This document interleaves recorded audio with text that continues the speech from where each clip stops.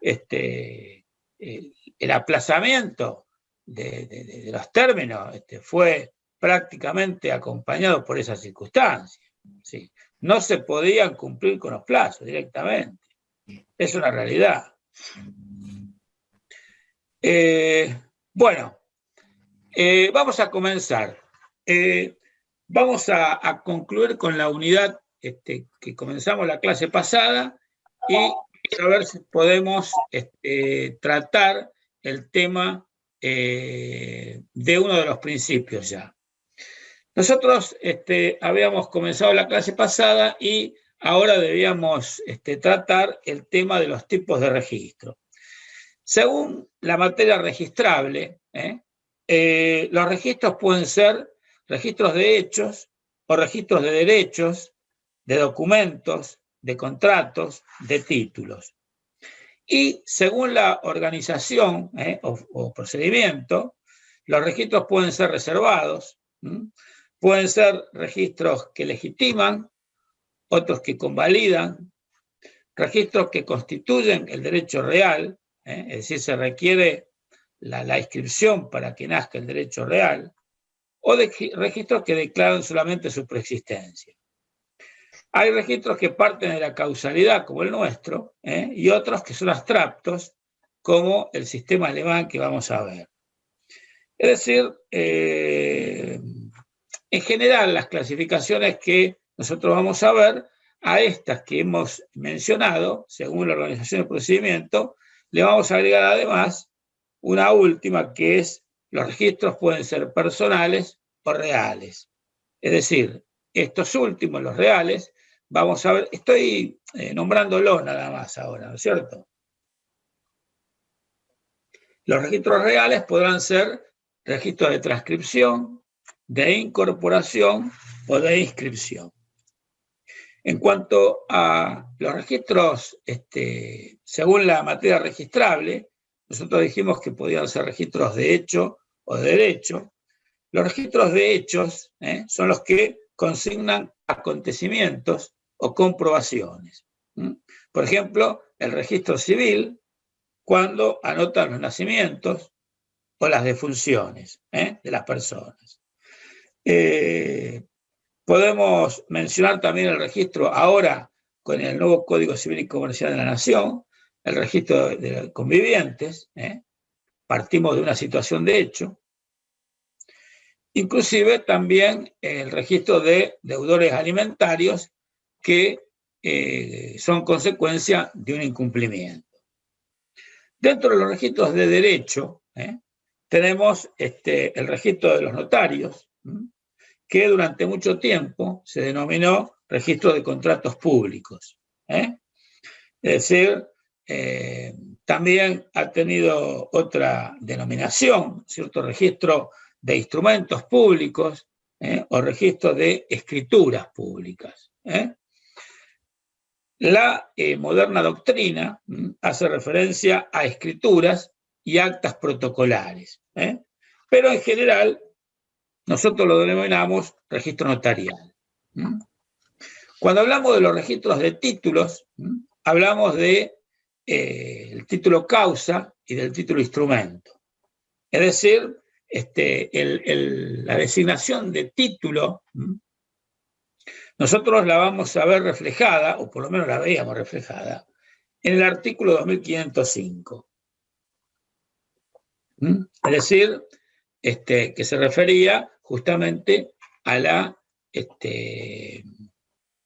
necesidad, y está conformado, ¿no es cierto?, en esa norma, tanto el título como fuente, que da nacimiento a derechos y obligaciones, y por otro lado, ¿no es cierto?, el instrumento que, por excelencia, cuando hablamos de bienes inmuebles, el instrumento por excelencia es la escritura pública. Sin perjuicio de ello, vamos a ver que tanto el Código Civil y Comercial actual, como sucedía con el anterior y como sucede con algunos códigos procesales, en determinadas situaciones, fundamentalmente, ¿no es cierto?, judiciales, se permiten otros instrumentos sustitutivos de la escritura pública.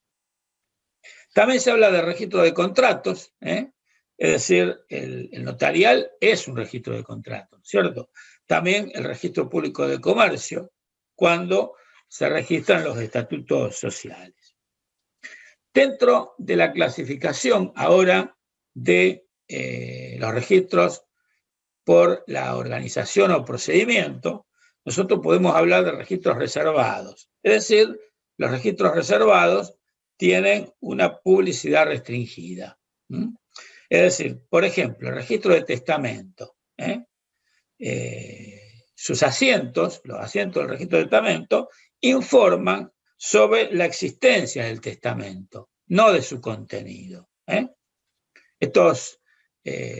Los informes que produce este registro, que lo lleva el archivo de protocolo del Colegio de Escribanos, ustedes seguramente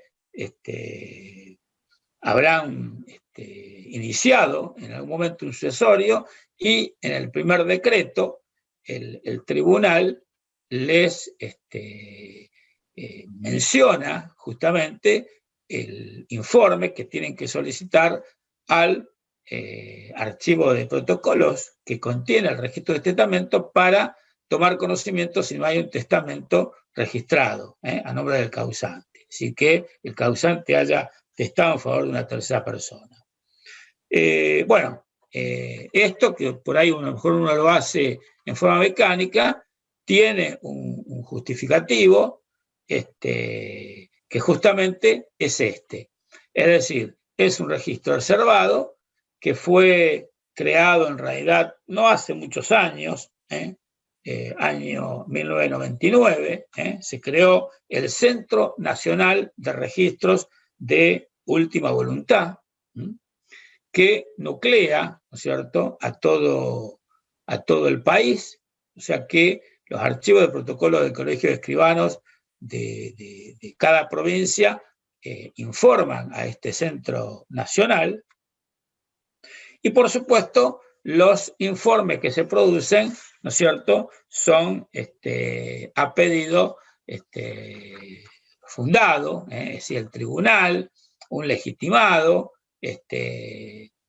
pero no es un registro publicitario donde únicamente lo que se permite es un interés, pero de manera quizá a lo mejor tan abierta. Es decir, todo escribano que tenga en su poder o en su registro un testamento deberá hacerlo saber al archivo. De manera tal que cuando muera, ¿no es cierto?, el testador puede informar de la existencia del instrumento a todas las personas que sean interesadas, por supuesto. Es obligatorio para los escribanos. Tenemos dos colegios de escribanos en la provincia de Santa Fe, primera y segunda inscripción, por lo tanto tenemos dos archivos de protocolos, y como dijimos, el archivo de protocolo es el que lleva adelante este registro. El registro le provee al escribano unas minutas, y la obligación, ¿no es cierto?, para los escribanos de la provincia, la confección y remisión de esa minuta respecto de todo testamento por acto público. Tiene un plazo de 30 días para acompañar.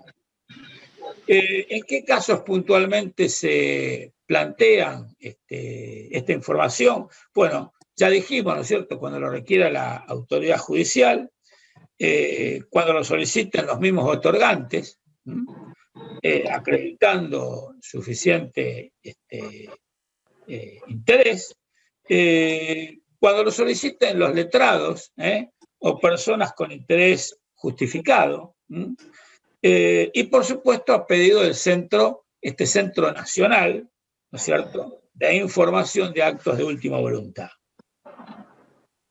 El registro notarial también constituye un registro reservado, es decir, el notario solo puede exhibir el protocolo a los interesados directos y a otros profesionales que pueden ser, por ejemplo, referencistas, peritos, inclusive a los inspectores por el tema del control impositivo. Es decir, esto por un lado, esto por el lado de los registros que nosotros podemos denominar como registros reservados.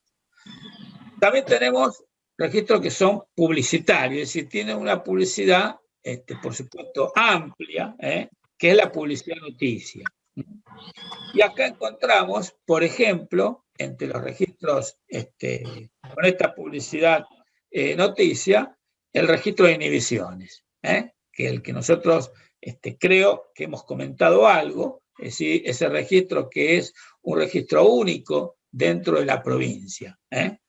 Esto en realidad se logró hace relativamente pocos años, a pesar de que nosotros dentro de los códigos procesales hemos estudiado siempre que las inhibiciones tienen carácter jurisdiccional. No hay un centro nacional donde se registran todas las inhibiciones como sucede, por ejemplo, en el ámbito automotor, donde uno pueda ayornarse, ¿no es cierto?, de todas las inhibiciones que se anotan en el país, pero sí es provincial, de manera tal que este registro, ¿no es cierto?, de inhibiciones también está dentro de lo que serían los registros, con una publicidad que no es estrictamente reservada. Tienen, por supuesto, que acreditar el interés legítimo tendiente al conocimiento de los asientos. Bueno, también cumplen esta finalidad y esta característica del registro publicitario los registros de convivientes y el registro de deudores alimentarios. Dentro de la última clasificación que nosotros antes mencionamos, tenemos los registros personales y los registros reales. Los registros personales son llevados por orden alfabético. El registro de reincidencia es un registro de carácter personal. El registro de inhibiciones también tiene esas características. Es decir, hay otra situación que es similar, no es exactamente un registro que lleva el registro de la propiedad inmueble, por ejemplo, pero que es una base de datos que utiliza el registro, pero que fue creada y sigue siendo ayornada por el catastro, que es el índice que se utiliza cuando ustedes piden un informe al registro para solicitar si determinada persona tiene bienes inmuebles en la provincia. Ese registro tiene carácter de registro personal porque la búsqueda, o por lo menos una de las búsquedas, tiene dos búsquedas, una de las búsquedas se realiza a través de un orden alfabético, podemos decir, ¿no? En cambio, por ejemplo, en Capital Federal, ya hace muchos años, tienen el denominado índice de titulares. Es decir, ellos tienen todo, Capital Federal es prácticamente propiedad horizontal. Entonces, perdón, en Provincia de Buenos Aires también existe el índice de titulares. Pero se manejan, claro, pero en Provincia de Buenos Aires el manejo que tienen, porque no está todo dentro del folio real, o sea, tienen una parte, digamos, donde, porque para tener este índice de titulares, lo que ustedes tienen que tener en realidad es el folio real electrónico en toda la circunscripción completa, ¿me entendés? Entonces,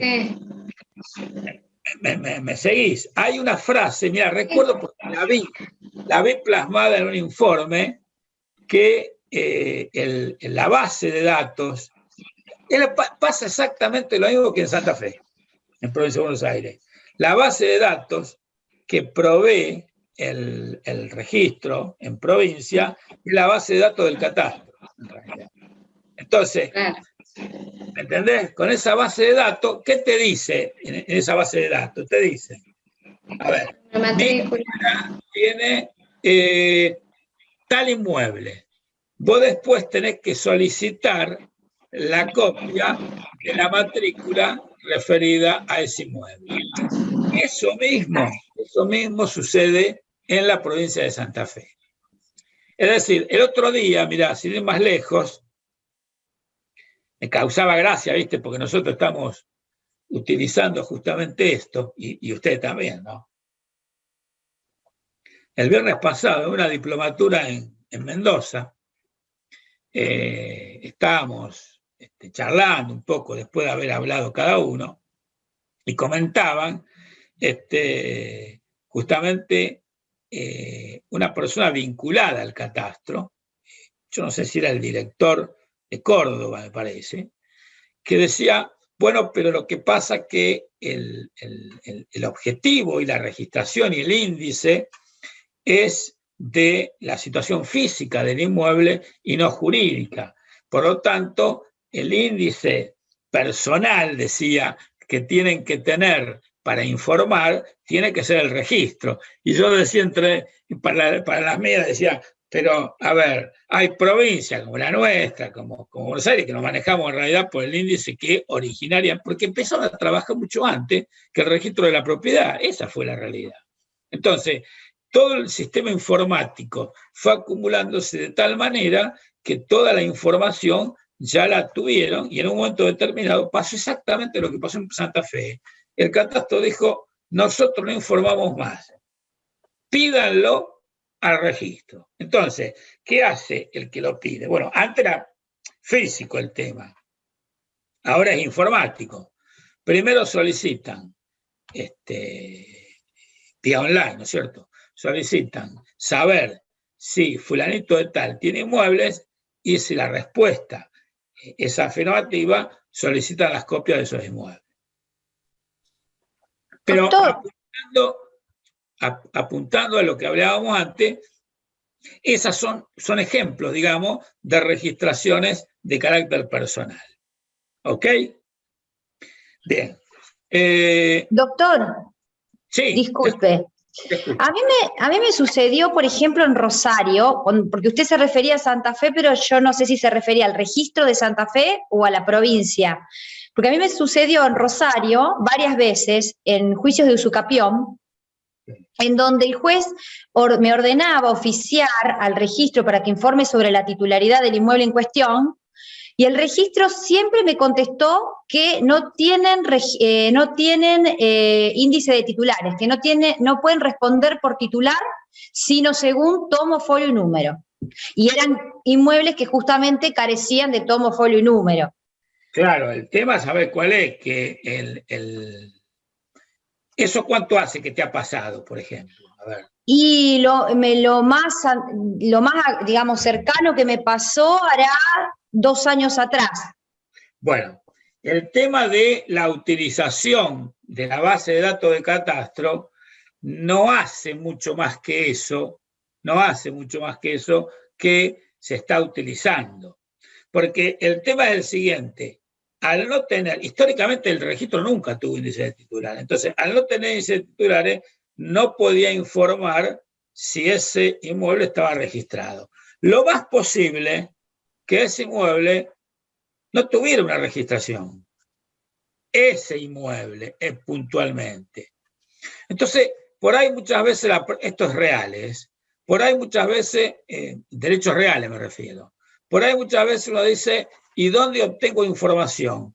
En primer lugar, habría un informe negativo de parte del registro, bien, y además puedo integrarlo con cualquier otro informe expedido por una oficina pública. Podría ser el catastro mismo que informe. Y fíjense por qué.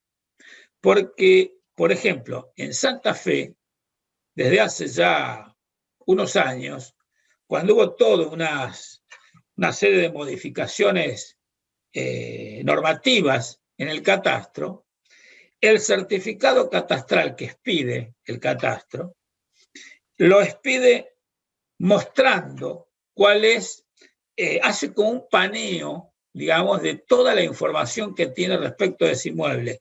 Y además, no solamente muestra las situaciones de hecho que pueden existir, sino también las situaciones de derecho que pudieran haberse informado y que se hubieran volcado en ese archivo.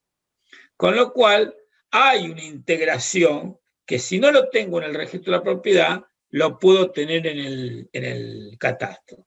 Hace poco, el año pasado, me acuerdo, un juez amigo me dice, Miguel, hay un problema, me dice, el inmueble no está registrado.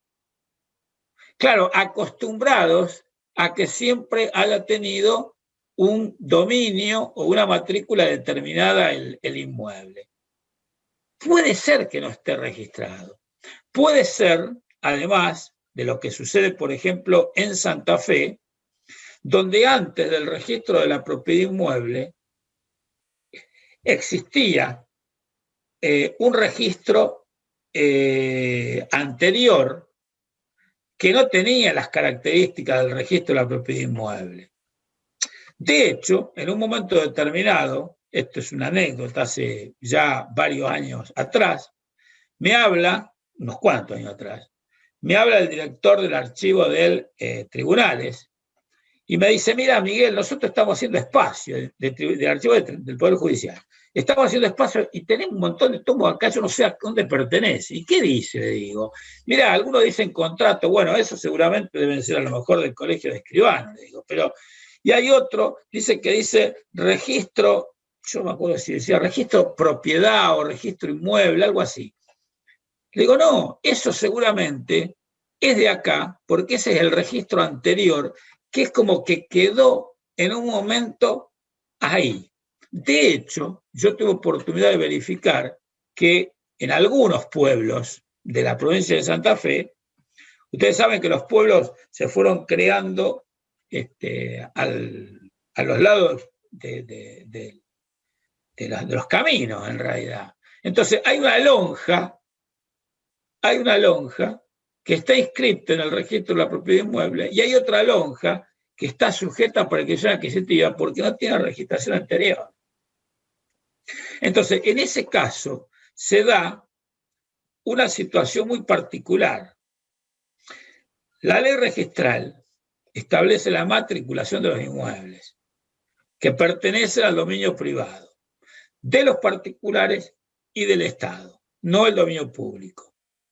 Pero la matriculación, algunos autores dicen, tiene un doble sentido. La primera registración o la incorporación al sistema que establece la ley. Yo creo que en esencia cuando uno habla de matriculación, habla de inscripción. Ahora, la pregunta es esta, ¿puede un inmueble no estar registrado? Puede no estar registrado. Entonces, igualmente, ¿cómo se plantea la prescripción adquisitiva? Se trata de una situación de hecho que tiene consecuencias jurídicas. ¿Cuál va a ser la consecuencia jurídica? La adquisición del dominio. Bueno, el tribunal declarará al prescribiente que adquirió el dominio y esa será la primera inscripción y la matriculación de la que habla la ley. Hay una conjunción. Un poco así está el tema. Pero no sé por qué me fui del tema, porque ahora ya no recuerdo por qué se lo dije. Pero sí, sucede eso en realidad dentro de las situaciones que podemos considerar atípicas en realidad. Otra de las cosas atípicas, por ejemplo, que se plantearon con este artículo que habla de la prescripción adquisitiva, en el Código Civil y Comercial de la Nación, que hace referencia, bueno, a lo que debe contener el oficio, etcétera, etcétera, hace referencia a que el tribunal tiene que disponer en el primer decreto la anotación del inmueble como litigioso. Claro, un problema a un tribunal que no fue el de acá, en realidad, no fue el de acá, porque un poco el planteo era este. Si yo no tengo, en principio, si yo no tengo registrado un inmueble, mal puedo anotarlo como litigioso. en principio me quedaría tranquilo, en principio. ¿Qué pasó en Corrientes? Y esto es real lo que les cuento. En Corrientes oficiaron de esa manera. El registro le contestó y le dijo, mire, no hay inmueble anotado, no lo podemos anotar. Bueno, insistieron.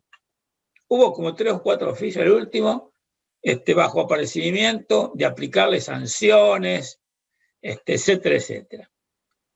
Terminaron creando, esto es una cosa típica porque realmente no se entiende, porque para cómo les obliga a tener que estar relacionando esto que crearon con las anotaciones del registro. Terminaron creando un registro para anotar esa medida litigiosa, un registro que en realidad se estaba refiriendo a un inmueble que no lo tenía registrado el registro de la propiedad inmueble.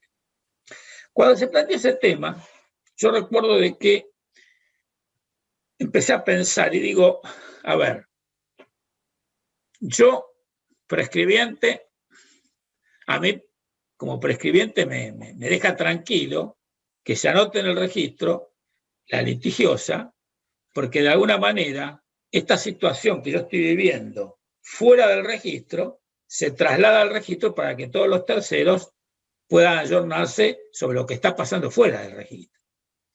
Pero si nosotros no lo tenemos registrado, entonces no me voy a hacer problema.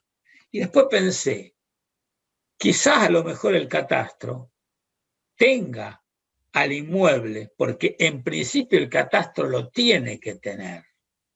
El catastro lo tiene que tener al inmueble como inmueble físico.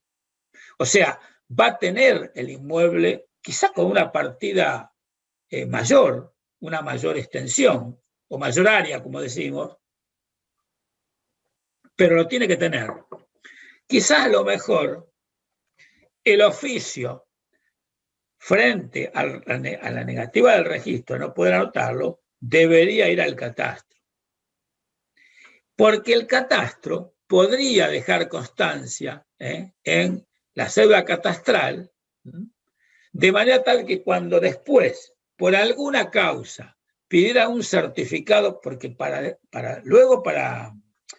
poder registrar el dominio a nombre del prescribiente, van a tener que solicitar informe al catastro o mínimamente el certificado catastral. ¿Ok? De hecho, usted, a ver, acá en Santa Fe hubo una modificación. Cuando se ha dictado la sentencia, en el juicio de prohibición adquisitiva, se libraban 2 oficios. Uno dirigido al catastro, para que anote definitivamente el plano que tuvo como base para poder llevar adelante la prescripción, uno de los elementos, y un oficio al registro para que escriba el dominio. Generalmente lo que se hacía era, primero, se libraba el oficio al catastro, y una vez que yo tenía anotado en forma definitiva el plano, libraba el oficio al registro. Se dictó una disposición técnico-registral donde se dispuso que era suficiente con la expedición del certificado catastral. De manera tal de que yo no tenía necesidad de librar un oficio dirigido al catastro para que anote, porque en realidad el catastro, al haber tomado conocimiento, o sea, no tenía la obligación de que eso sea previo, en el sentido de que el registro constatara de que había ido al catastro. Ya con el solo hecho de la expedición del certificado catastral, el registro iba a registrar en forma definitiva esa prohibición adquisitiva, si no había ninguna oposición. Ahora, si yo me manejo de esa manera, en el certificado catastral ya se informó o se estaría informando si hay alguna anotación litigiosa sobre ese inmueble, dispuesta por un tribunal. de manera tal de que si hubiera alguien interesado, sabiendo de que existe algún tipo de inconveniente, mal podría hacer un planteo. ¿Por qué? Primero, porque el inmueble no estaba registrado originariamente, y segundo, porque se había efectuado una anotación como litigiosa. Pero fuera de ese planteo, en realidad, no hay otra medida que pueda disponerse frente a una situación como esta. Está así planteado el tema. Bueno, sigamos entonces. ¿Hay alguna otra pregunta, algún otro comentario que quieren hacer? No hay problema, ¿eh? Lo charlamos si quieren. Seguimos entonces. Hablamos de los registros personales. Ahora vamos a hablar de los registros reales. Es decir, en el registro real se toma como módulo la finca, es decir, el inmueble. ¿Por qué? Porque constituye el elemento de mayor permanencia en el tiempo. Y justamente este elemento es el que ha originado la técnica del folio real. Ahora bien, dentro de los registros reales encontramos la transcripción, la incorporación o la inscripción. Un registro de transcripción, en realidad, es un registro de tipo primitivo, decimos. Es decir, el documento portador del derecho inscribible es transcripto íntegramente en los libros de registro. Es decir, esto se dice de que ha sido, por ejemplo, un registro antiguo, por supuesto, el registro francés hasta la reforma de 1921. El ejemplo que nosotros podemos tener, quizás a lo mejor de transcripción, en la provincia de Santa Fe, podría ser este registro que yo les comentaba antes, es decir, antes de lo que es el registro de la propiedad inmueble, porque cuando hablamos del registro de la propiedad inmueble, no hablamos de un registro del año 1968 que aparece cuando aparece la ley registral nacional y la provincial, porque las dos datan del mismo año. No, hablamos de un registro, el de la propiedad inmueble, que es del año más o menos 1890. Ahora, cuando hablamos del registro anterior, que ha sido, ya creo que 2 o 3 historiadores se han llegado hasta el registro para examinar algunos de los folios de propiedades adquiridas a principios del año 1900. Es decir, ahí sí podemos hablar quizá a lo mejor de un registro de transcripción, porque en ese tipo de registro está transcripto íntegramente el documento que perseguía registración. ¿Ok? Ahora, dicho esto, la segunda situación es el denominado registro de incorporación. Incorporación o enlegajamiento. Enlegajamiento, es decir, es la incorporación ¿de qué? De un ejemplar. Un ejemplar que es el que aporta el mismo rogante. Es decir, un ejemplo de este tipo de registro es el que se planteó cuando hace muchos años se registraban los mandatos. Los mandatos generales o especiales otorgados por escritura pública. En aquel momento, el escribano ingresaba el testimonio del mandato.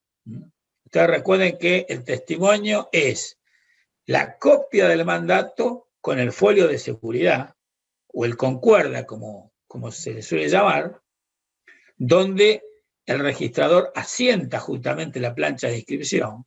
Entonces, acompañaban ese testimonio con una copia fiel de su original. Esa copia era la que se archivaba en el registro, y decimos que se protocolizaba porque formaba parte de un protocolo que reunía 500 hojas.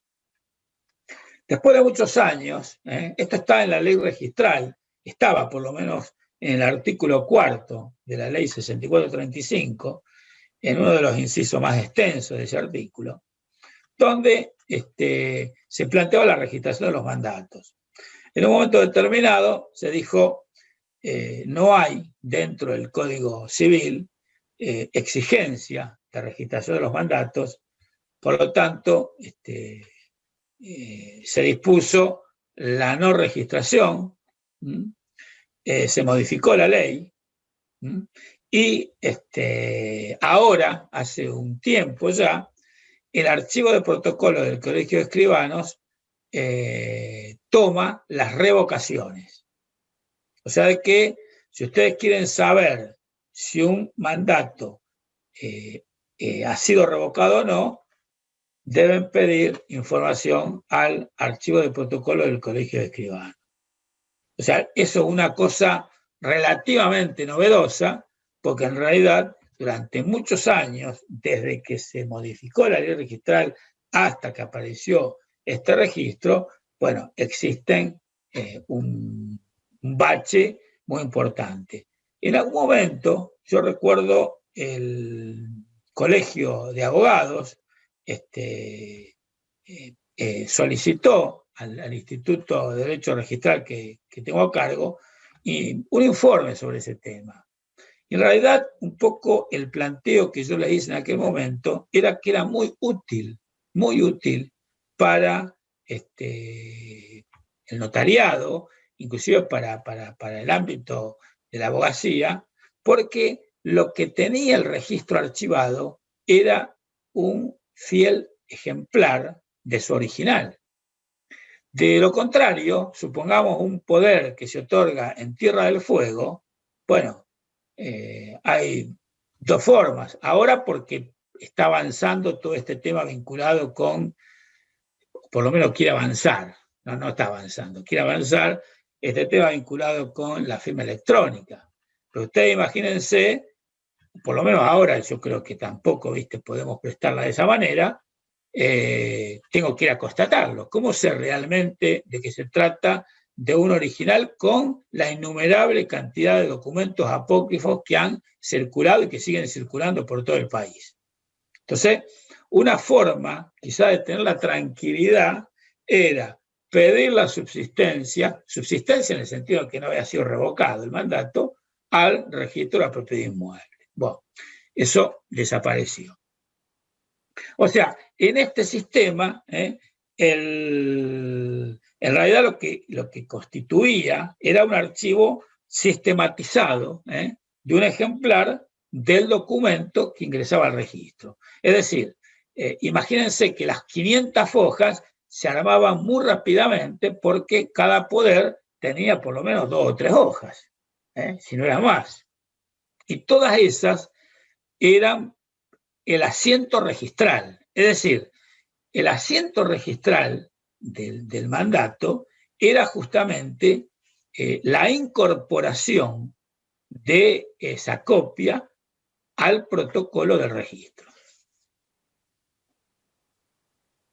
En general, lo que plantea la ley registral en estos momentos, y ya de hace muchos años atrás, por supuesto, es un registro de inscripción. Es decir, se parte, en realidad, de un documento auténtico y rige el principio de matricidad. Los registros, decimos, no necesitan una versión integral del documento que se presente, porque el texto, en realidad, ya figura en forma extensa en otro registro público, ya sea el registro notarial, puede tratarse del expediente judicial, algunos, digamos, resoluciones, ¿no es cierto?, son archivadas en el archivo del Poder Judicial, o la actuación administrativa, que en realidad es la más digamos, la que más adolece de este tipo de archivo, ¿no es cierto? Pero podemos hablar del expediente administrativo.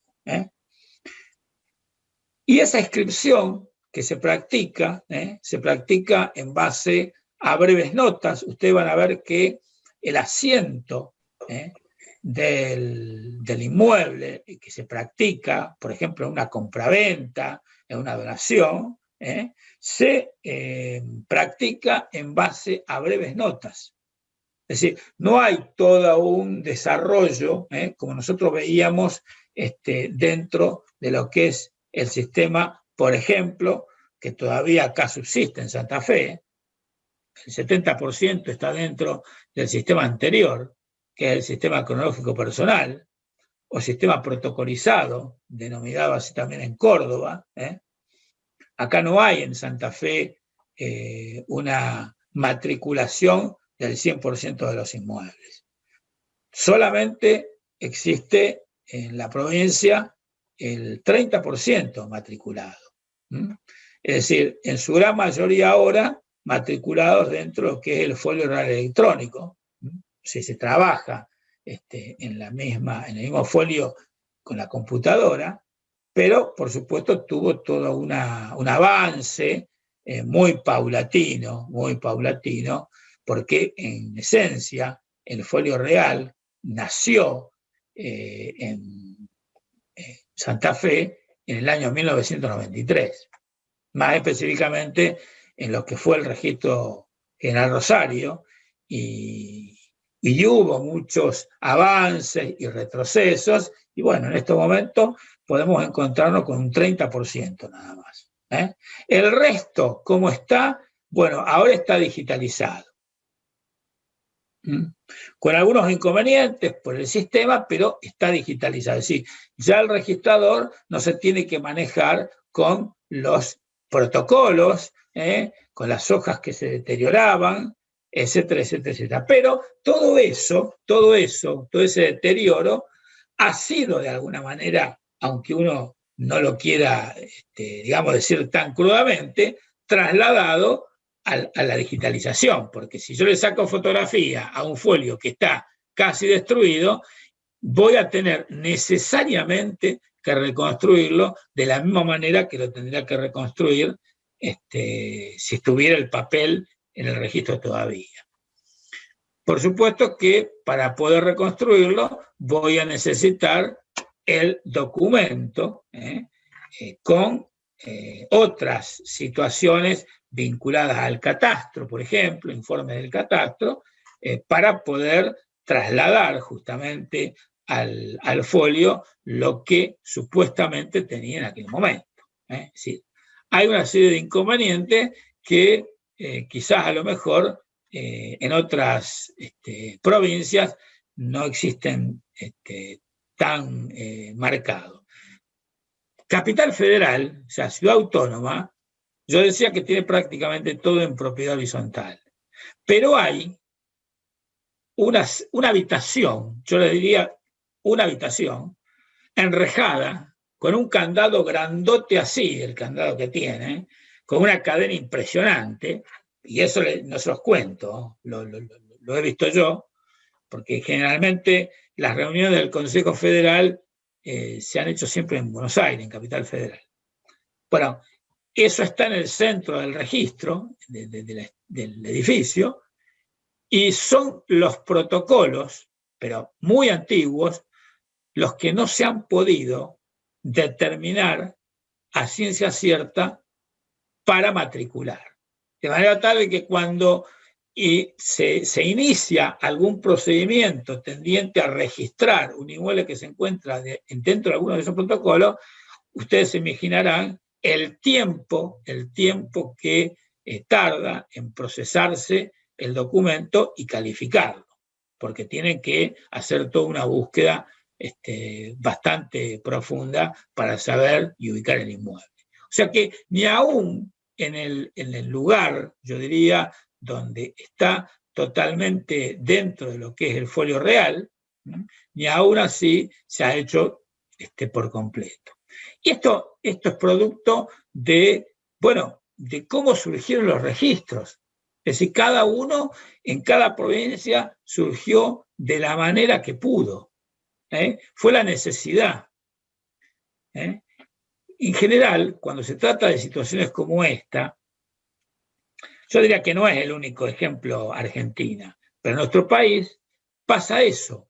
Cuando está la fuerza de la necesidad de que tiene que hacerse algo, por ejemplo, el tema de la registración, y bueno, nacieron como pudieron, hicieron lo que pudieron y luego, cuando pudieron ayornarse, empezaron a hacerlo. En estos momentos tenemos registros que están mucho más avanzados que otros. Yo creo que les comenté la vez pasada sobre el tema de Córdoba y de Provincia de Buenos Aires, en cuanto a la utilización de lo que denominan el web service, es decir, una mesa de entrada digital para los oficios judiciales. Tucumán también tiene una mesa digital, pero no está tan perfeccionada como Córdoba y Buenos Aires.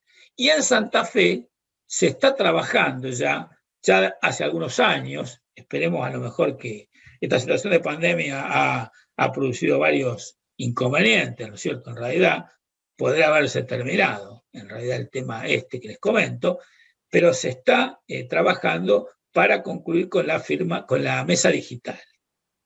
La mesa digital lo que va a permitir el día de mañana no es solamente que ustedes, por ejemplo, ingresen un oficio de inhibición y que, por ejemplo, el oficio de inhibición no habría problema porque impacta en los dos registros. Pero, por ejemplo, ustedes acá en Rosario ingresen un oficio, hablemos de un oficio porque es lo más rápido. Seguramente después toda la labor que el Colegio de Escribanos va a acompañar va a hacer que el día de mañana no se trate únicamente de un oficio, sino de una escritura pública. Lo que pasa es que para poder ingresar a la escritura pública tenemos que hablar de un protocolo digital, porque no basta únicamente una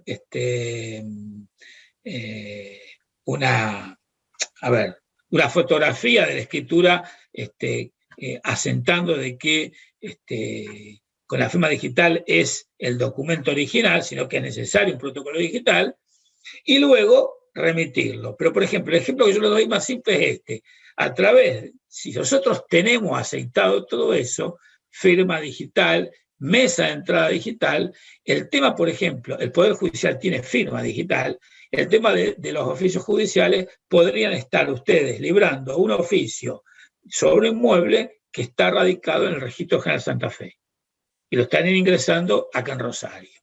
Es decir, la mejora que traería sería muy importante. Pero como pasa siempre, acá es necesario todo un acompañamiento técnico, un acompañamiento político y un acompañamiento económico, porque todo esto implica dinero. Quizá a lo mejor en algún momento se vea pronto, eso espero, pero en Latinoamérica hay registros que se manejan de esa manera, y de una manera muy, muy, muy activa. Yo tengo oportunidad de estar en el registro de Costa Rica, y está avanzados de esa manera. Uruguay mismo, que por supuesto es mucho más pequeño, en el ámbito, por ejemplo, catastral, tiene un avance impresionante. Pero bueno, yo creo que todo esto acompaña de manera de que uno esté expectante y siempre pensando que vamos a ir dando un paso más. Yo les comentaba que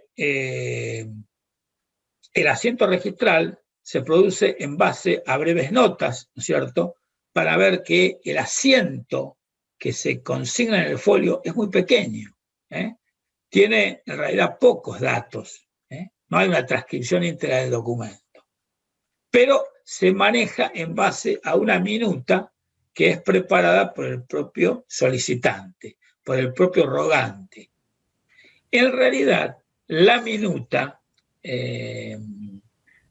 y la solicitud de registración, que tiene que ver con el principio de instancia, que es el que vamos a ver cuando terminemos esto, están mezcladas. Porque si ustedes se fijan en lo que se denomina solicitud de registración o SRD, o lo último que se confeccionó SR, solicitud de registración, o lo último, la SRD es la solicitud digital. Pero lo que requiere la solicitud digital es firma digital, para que impacte directamente en la mesa de entrada del registro. Y para que eso suceda, es necesario también la mesa digital, para que se cierre el circuito. Aún así me sigue faltando algo, que es el documento digital. Pero quizá a lo mejor yo el documento digital lo dejo a un lado por el momento en cuanto al ámbito notarial, en cuanto al ámbito judicial, los documentos, o el ámbito administrativo, los documentos, pero puedo ir avanzando, como dije antes, con los oficios judiciales.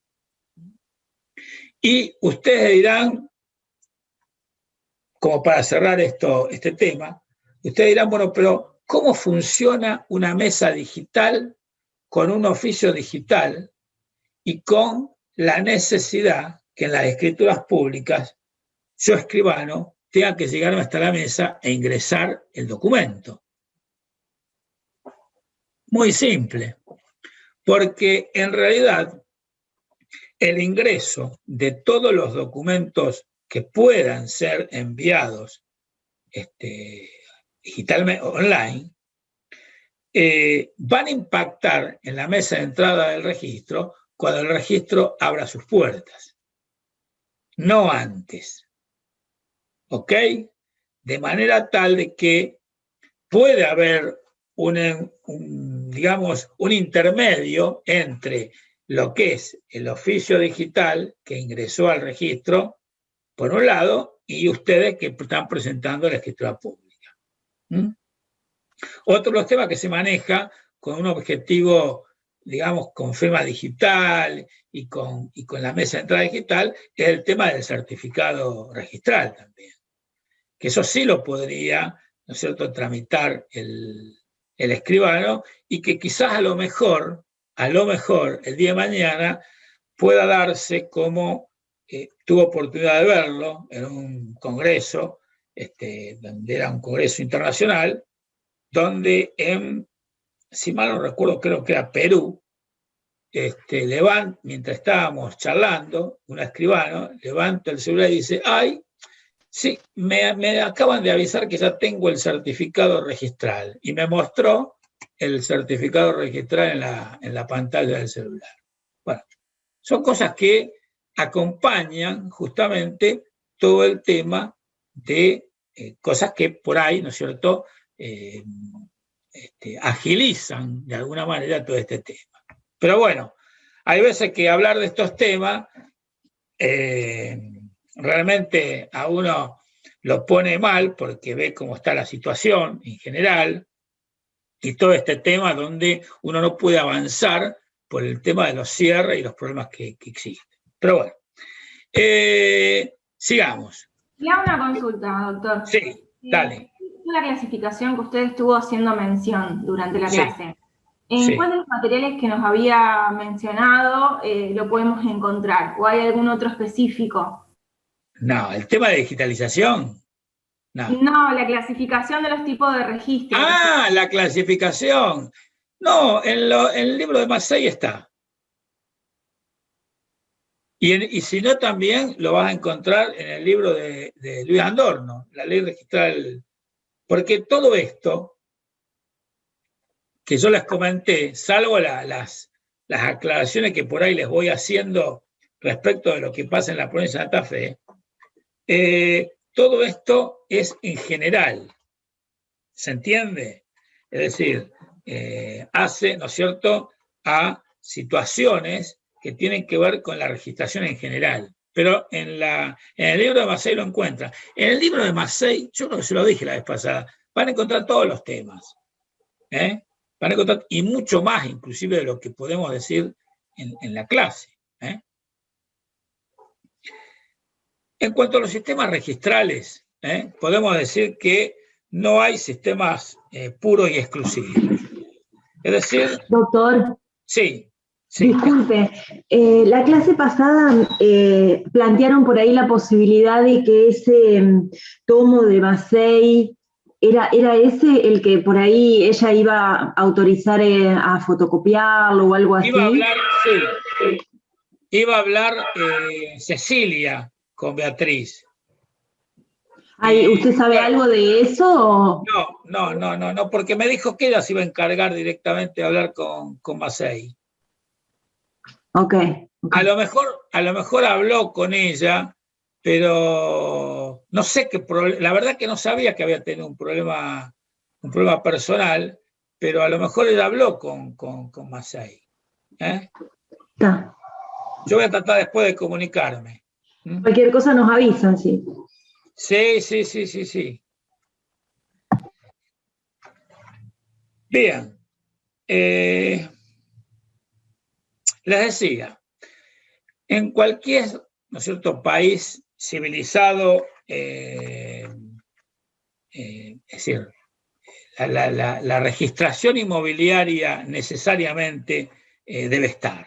Es decir, todos los sistemas tienden a combatir en general a la clandestinidad dentro de este proceso, ¿cierto?, de enajenación y constitución de los derechos reales, inclusive el fomento del crédito hipotecario, ¿no? Los registros podrán ser constitutivos o declarativos en lo que respecta al nacimiento del derecho real. Es decir, en cuanto al nacimiento, constitutivos o declarativos. Y en cuanto a la eficacia del derecho real, bueno, podemos encontrarnos con una registración convalidante o no convalidante. La registración no convalidante es la registración, ¿no es cierto?, nuestra, la registración inmobiliaria en Argentina, que tiene carácter perfeccionador. Decimos además que la existencia del derecho real reposa sobre el principio de legalidad. Es decir, existe, ¿no es cierto?, una ley que expresamente establece cuándo el derecho real nace. En nuestro caso puntual, ¿no es cierto?, el derecho real nace antes de entrar a los estados del registro, antes del emplazamiento registral, con el título y modo, la teoría y la doctrina, ¿no es cierto?, que planteaba Vélez, que justamente reproduce el Código Civil y Comercial de la Nación. Y la eficacia o el crecimiento, llamémosle así, reposa sobre el principio de la legitimidad.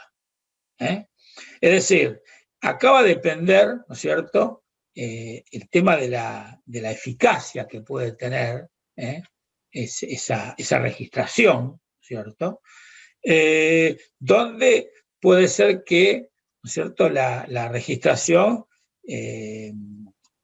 esto tiene que ver con la, digamos, la purga, o sea, la convalidación o no de un documento que adolece de vicios, por ejemplo. En el sentido de que puede suceder, quizá a lo mejor, que dependa exclusivamente, ¿no es cierto?, del prestigio que pueda tener el órgano que aplica, por un lado, o directamente porque se trata de una presunción iure de jure donde no admite la prueba en contrario. Con lo cual se dice lo que está registrado es la única realidad registral que existe. Perdón, la única realidad que existe. Es decir, no se plantea en un registro con una registración convalidante, no se plantea la discusión de si existe una realidad diferente a la que surge del registro. Los registros constitutivos de los que hablamos antes, decimos que todos los derechos que reciben esos registros constituyen obligaciones para estos registros. Es decir, en este caso el registro se reserva el monopolio de todas las titulaciones. Es decir, puede ser un modo adquirendi de sustitutivo, ¿no es cierto?, de la tradición, o puede ser complementario. Es decir, puede ser que necesariamente y únicamente se requiera la registración, o puede ser que además de otros elementos se requiere la registración. Doctor, disculpe, ¿podría repetir lo de constitutivo? Usted dijo que el registro se reserva... El monopolio de todos los títulos. El monopolio de todos los títulos. El monopolio de las titulaciones. Es decir, son todas obligaciones para el registro. Es decir, todo lo que está registrado existe en ese tipo de registración. O sea, existe como derecho real. Acá, en este tipo de registro constitutivo, rige el principio de integridad y de exactitud, que era lo que les comentaba antes. No hay otra realidad jurídica que no sea la que surge de los asientos del registro. No hay otra.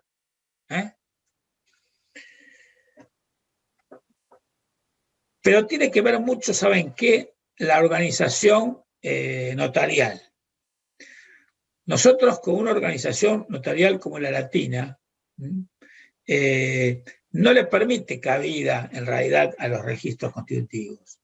Porque la labor que desarrolla, mejor dicho, el notariado, es una labor de calificación del documento fundamental y muy poderosa, en el sentido de que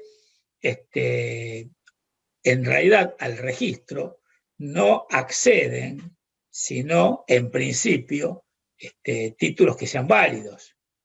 Y por eso se dice que el primer registrador, en realidad, es el escribano, quien realiza una calificación intrínseca del documento. Ahora, ¿podrían ingresar documentos apócrifos? Sí, podrían ingresar. Pero si ingresa un documento apócrifo es porque alguien, ya sea si se trata de un oficio judicial o si se trata de un documento notarial, no está cumpliendo con la función que le compete. Porque en principio no debería... ¿Qué me dicen? Se me apagó la cámara, pero no lo veo y escribo atentamente. Bueno. Bueno, yo sigo hablando, ¿viste? Es decir, pero son temas que ustedes todo esto lo van a encontrar dentro de este libro que yo les comenté. Hablamos de ventajas de estos registros. Bueno, en realidad que al desconocer la realidad jurídica extrarregistral, en este registro constitutivo, se desconoce toda realidad fuera del registro. Y dentro del campo de los derechos reales, se compelen a los otorgantes a someterse a la inscripción. Esto pasa lo mismo que sucede con el registro de propiedad automotor. Necesariamente nosotros tenemos que tener registrado el automóvil, porque por más que yo tenga o circule con un boleto de compra-venta, no es suficiente. Y adquiero el derecho real con la registración. Hay toda una obligación para con todos para llegar a registrar. ¿Y por qué? Porque mientras que no se registren, no van a tener protección del Estado. Entonces, necesariamente, tiene que registrarse. ¿Cuáles son los inconvenientes de este tipo de registros? Decimos que posterga hasta el último momento esa melange, esa metamorfosis entre el derecho personal y el derecho real. Es decir, toda demora en esa consolidación implica un riesgo. No se puede aplicar el tracto abreviado, es decir, nosotros vamos a estudiar, uno de los principios es el principio del tracto sucesivo. ¿Qué es, en pocas palabras, este principio? El eslabonamiento o el encadenamiento que tiene que existir entre las sucesivas inscripciones, anotaciones y cancelaciones. Una modalidad de ese tracto sucesivo es el tracto abreviado, que se puede dar, el tracto abreviado, en legislaciones donde el derecho real nace antes de ingresar a los estados del registro, es decir, donde el derecho real se consolida sin necesidad de una registración previa. Entonces, acá, en este tipo de registros, en los registros constitutivos, necesariamente lo que funciona es el tracto sucesivo. Yo para poder vender un inmueble tengo que figurar en el registro como titular del mismo. Y si yo se lo quiero vender a uno de ustedes, y ustedes quieren vender a su vez a una tercera persona, ustedes van a tener que tener registrado primeramente la venta que yo le hago a ustedes para después ustedes poder transmitirle. Es decir, la denominada instrumentación simultánea, que es uno de los incisos del artículo 16 de la ley 17.801, que es un supuesto de tracto abreviado, no es aplicable en este tipo de sistema registral constitutivo. Un ejemplo de registración constitutiva, nosotros lo podemos encontrar, por ejemplo, antes, fundamentalmente,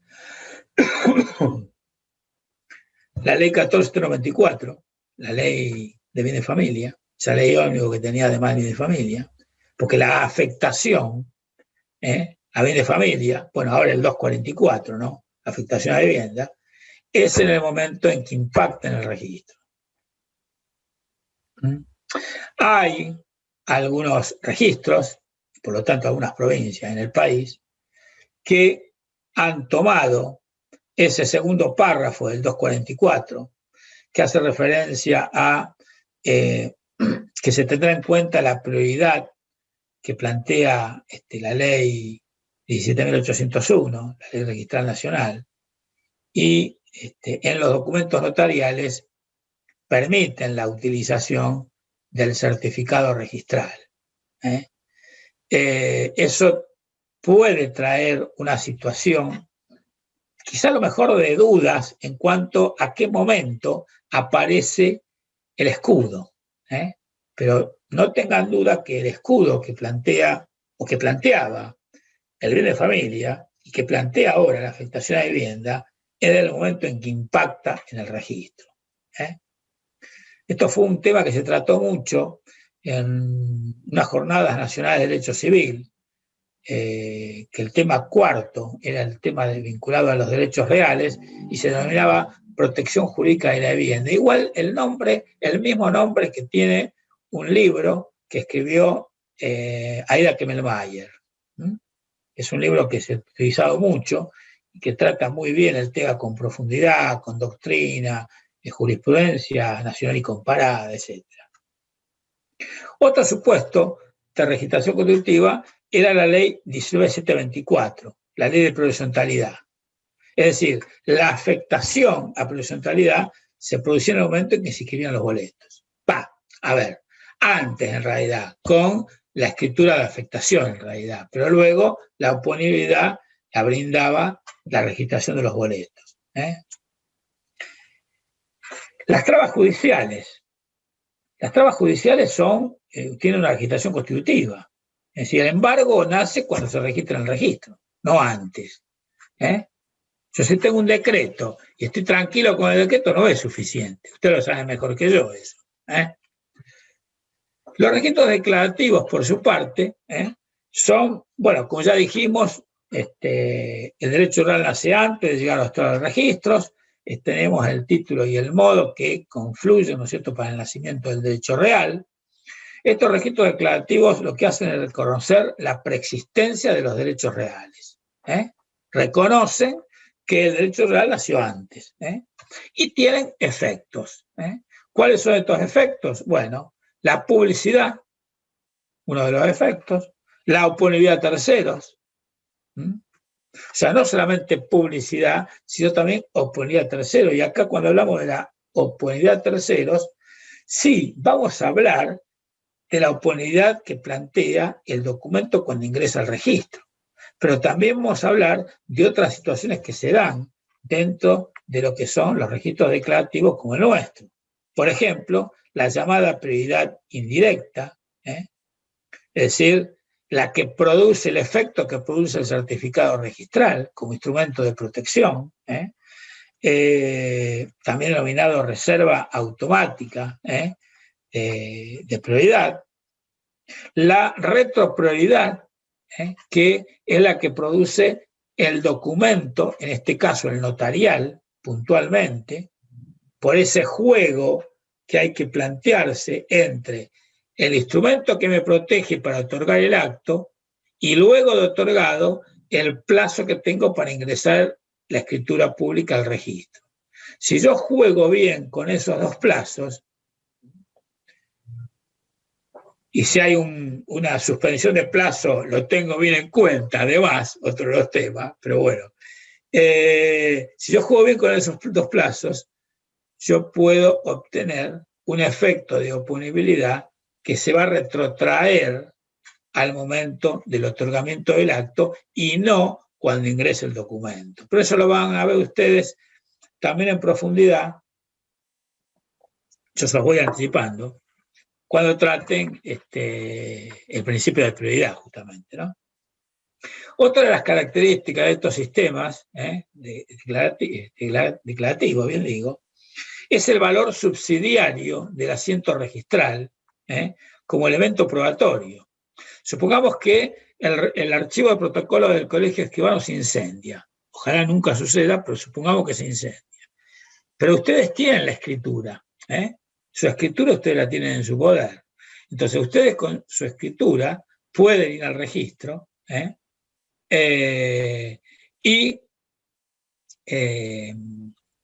obtener, ¿cierto?, una copia del asiento registral. Con esa copia del asiento registral y por supuesto la escritura pública que ustedes tienen, el testimonio en realidad, porque el protocolo se quemó, el testimonio, ustedes pueden iniciar el expediente judicial, o sea, una presentación judicial y obtener el título supletorio. ¿Para qué? Para que esa resolución judicial, que constituye justamente el título supletorio cuando se dicta, puedan archivarla en el archivo de protocolos.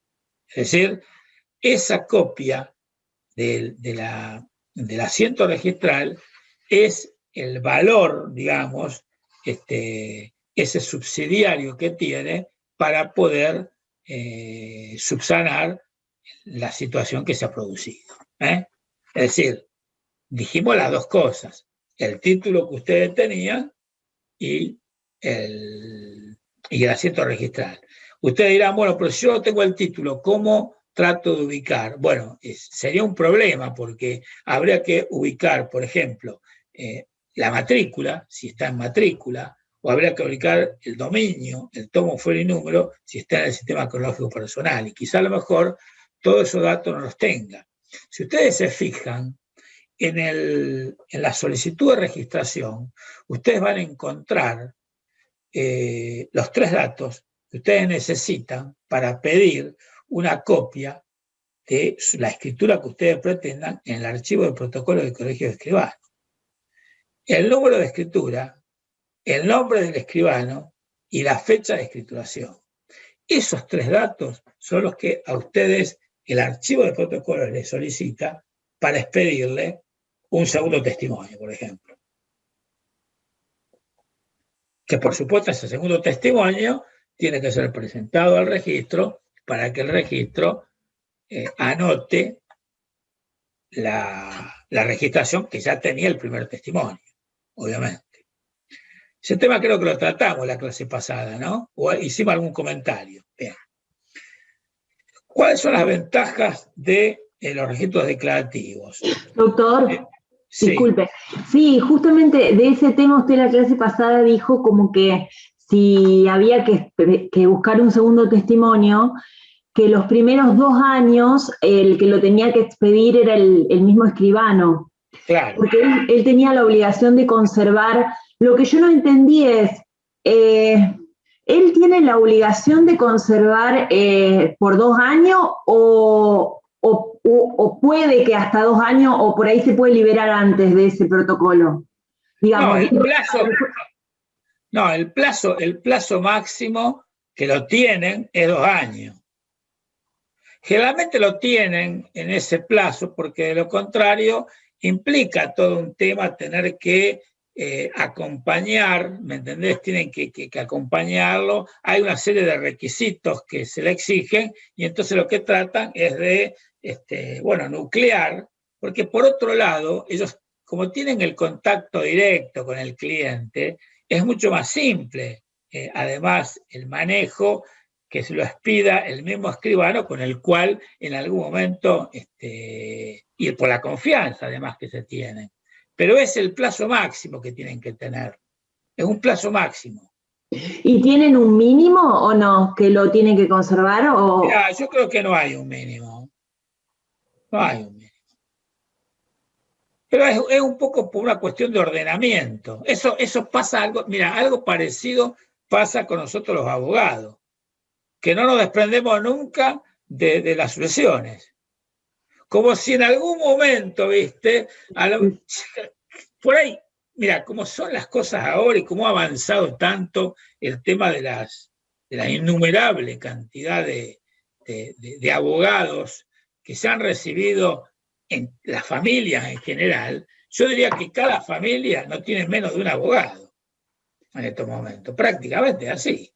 Entonces, en algún momento puede ser, cuando la población era menor y cuando la familia eran menos y cuando los abogados eran menos, que uno conservaba eso, ¿no es cierto? Pero, y que aún ahora, si ustedes se fijan, no tenemos la costumbre de enviar el expediente al archivo judicial, al archivo del Poder Judicial. O sea, presentarlo, por supuesto, en el tribunal donde se tramitó y es el tribunal el que lo remite. Pero eso le va a pasar cuando ustedes se den cuenta, salvo que esté todo tan avanzado que sea todo digital, en lo cual no va a haber ningún problema porque cuando sea todo digital, tanto el abogado como el juzgado van a tener todo dentro del banco informático, digamos. Pero fuera de esa situación, le va a pasar cuando en un momento determinado ustedes miren a su alrededor y se vean cubiertos por expedientes y digan, basta, ¿para qué lo voy a conservar? Y hay algo que ustedes tienen que saber, que seguramente lo saben, porque la ley 67 lo plantea. El que presentó la primera denuncia en un expediente sucesorio tiene derecho a cobrar de los honorarios que se regulen posteriormente por los sucesivos inmuebles el 40%.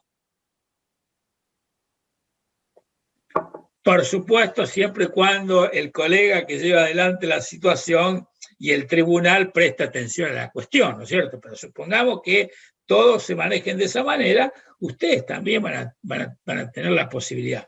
Y en general, esto es una cosa que me ha pasado a mí, el que lo sigue a ustedes es el cliente. Puede ser un amigo del cliente, un pariente del cliente, pero los hijos, ya cuando empieza otra generación, ya buscan a sus mismos amigos, el que estudió y que sabe que está dentro del, qué sé yo, no sé, del equipo de fútbol o de la salida, o que salen a tomar una cerveza y buscan a esos amigos. Y ustedes muchas veces dicen, ¿y pero cómo puede ser? Lo busca un pibe que recién se recibió en vez de buscarme a mí que hace 20 años que ejerzo la profesión. Pero pasa eso. Es normal que pase eso. Entonces, lo que hay que hacer, creo yo, y lo doy como consejo, después de una determinada cantidad de tiempo, remitan los expedientes, no se queden con los expedientes, salvo que les interese, porque a lo mejor hay algún familiar. Pero ni los familiares tampoco se quedan con el mismo abogado, así que miren, ha pasado de todo. Yo les comentaba, quisiera terminar con el tema este. ¿Cuáles son las ventajas de los registros declarativos? Bueno, ventaja es justamente lo que dijimos antes, esa distribución de tareas que hay. Por un lado el autor del documento, por otro lado el registrador. Reducción de tiempo en el procesamiento, porque al estar divididas las tareas hay una reducción de procesamiento. Posibilidades del tracto abreviado, es decir, las denominadas instrumentaciones simultáneas. A le vende a B, B le vende a C. Las dos escrituras se otorgaron fuera o antes de ingresar al registro, y luego ingresan al registro. Artículo 16 y 16 de la ley nacional y el 31 de la ley provincial, el inciso cuarto, que es una de las modalidades del tracto abreviado. El derecho real se concreta en la etapa de la escrituración, obviamente, antes de entrar a los estados del registro. Y la protección del derecho real se plantea en realidad antes de que haya nacido el derecho real, con el tema del certificado registral. Porque cuando ustedes presentan un certificado registral, lo que están diciendo, están anunciando de que se está gestando un acto que todavía no nació y que a lo mejor no nace, pero bueno, lo están publicitando. Por eso tiene mucho que ver el principio de determinación respecto del acto, que es fundamental para que los terceros se ayornen de qué es lo que está sucediendo. Por otro lado, los registros dijimos que pueden ser convalidantes o no convalidantes. Los registros, como el nuestro, es un registro no convalidante. El artículo 4 de la Ley Registral Nacional claramente establece que la inscripción no convalida a título nulo ni subsana los defectos que adoleciere, según las leyes. Es decir, que podría ingresar, ¿no es cierto?, podría ingresar al registro un título que adolezca de nulidad. Pero la inscripción no va a convalidar ese título que adolece de un vicio. Una de las posibilidades que tiene el registrador es de registrar, de rechazar, ¿no es cierto?, un título que tenga una nulidad absoluta y manifiesta. Fuera del caso ese, fuera del caso de nulidad absoluta y manifiesta, y fuera del caso de que sea incompetencia material o territorial, en principio, todo defecto es subsanable. Por lo tanto, la registración tiene que ser provisional. Puede haber alguna situación donde quizás a lo mejor no sea posible su registración, pero en principio ese es el marco general. Por otro lado, los registros convalidantes parten de la apariencia jurídica. Nosotros antes lo mencionamos, hay una presunción jure de jure, de que una vez que llegó a registrarse, es decir, se cumplió con todas las pautas y se llegó a registrar, el derecho que surge de quien se menciona en el registro como titular del derecho, se presume que lo tiene. Se presume que lo tiene. Es decir, y no se admite la prueba en contrario. Sí es importante la presencia de la voluntad de la persona, ¿no es cierto? Ahora bien, para que se plantee este tipo de convalidación, nosotros tenemos que tener en cuenta de que, bueno, hay distintas exigencias en los sistemas constitutivos. Acto voluntario, buena fe, onerosidad en el acto, que el derecho que se transmite sea previamente inscripto. Hay dos sistemas que existen, ¿no es cierto? Por lo menos dos sistemas que nosotros los tratamos, ¿no? Que existen.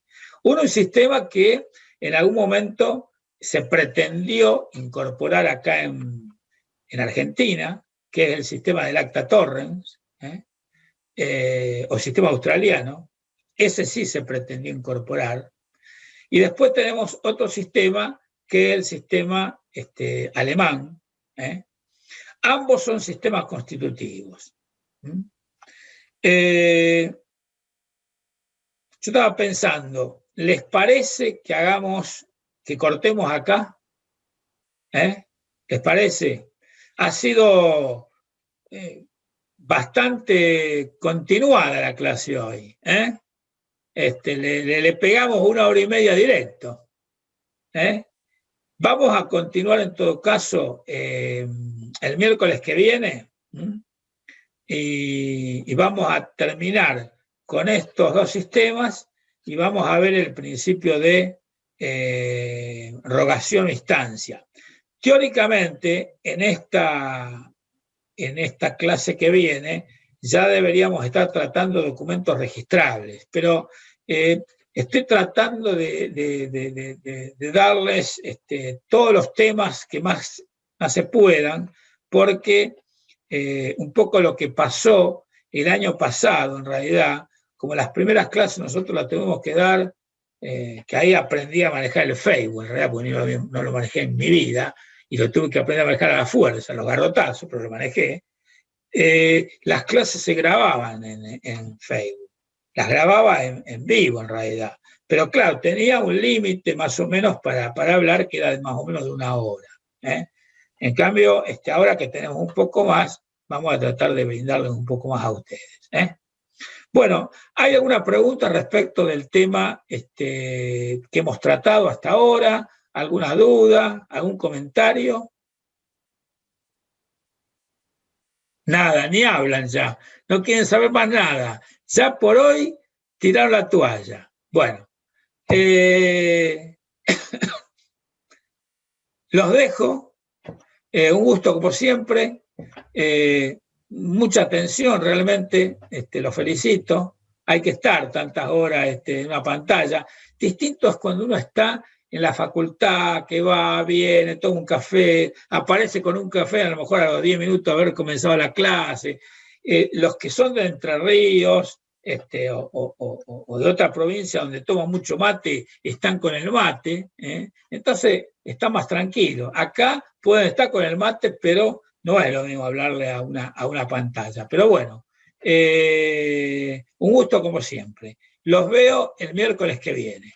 Que tengan una buena culminación del día y una buena culminación de semana. Y cuídense. Hasta luego. Gracias, doctor. Hasta la próxima. Chao, profe.